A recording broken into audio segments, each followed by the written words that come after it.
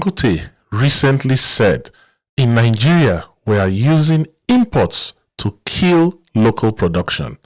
Not because Nigerians don't want to produce, but because sometimes the system behaves like it is punishing producers and rewarding importers.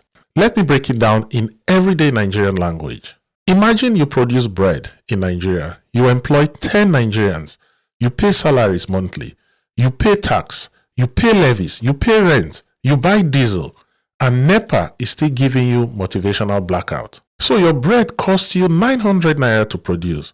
Then one person just sits down with laptop and small data, imports bread from another country, and sells it at 800 naira in front of your shop. Now tell me, is that competition or is that somebody using the system to kill your business? Because the producer suffers, the importer smiles, Nigeria loses jobs. Let me tell you the real danger of this thing. When a country rewards imports more than local production, it starts a chain reaction.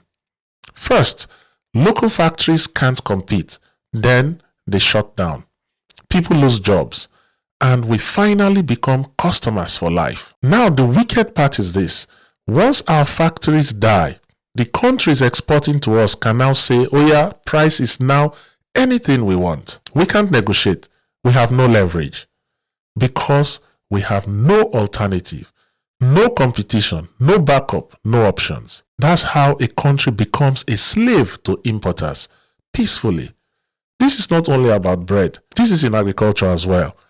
If Nigeria does not protect local farmers and processors, we'll keep doing this nonsense cycle, export raw materials, then import the finished product back and buy it with suffering. You see it in rice, tomato paste, vegetable oil, textiles, even packaging materials. So this issue is bigger than business. It's about economic independence. So the business lesson here is that if you want to build in Nigeria, understand policy and structure, because sometimes policy is not neutral.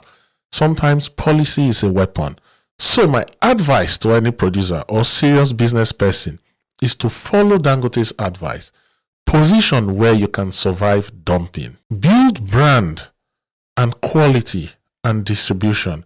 Reduce costs aggressively because Nigeria will test your bone. Think long term because in Nigeria, short-term business can be like a betting ticket, but long-term builders, they win even if it takes time. So the big message Dangote is saying to us is to be aware that Nigeria punishes producers sometimes, but producers create generational wealth.